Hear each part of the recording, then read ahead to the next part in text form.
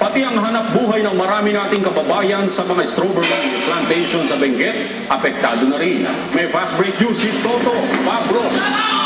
Apektado ang mga pananim ng strawberry dito sa Benguet sa hinang patuloy na pagbuhos ng ulan. Nabubulok ang mga bunga nito kaya naman nangangamba ang mga magsasaka.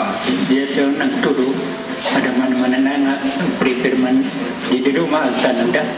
Ang kastoy mo tanaw ang bunga na tutulog. Ayon naman sa Municipal Agriculture Office, may mga iba't ibang paraan upang ang pananim ay dituluyang masira. Subalit ang pamamarang ito ay may kamahalan, kagaya ng paglalagay ng protective tunnel, lalo na't ang strawberry ay seasonal. Maagang rainy season, mas affected ang production ng strawberry talaga. So, parang nature.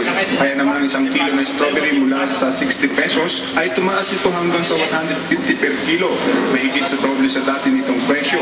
Inaasahan pang tataas ito hanggang 300 pesos sa mga susunod na linggo dahil sa pagkaunti ng produksyon.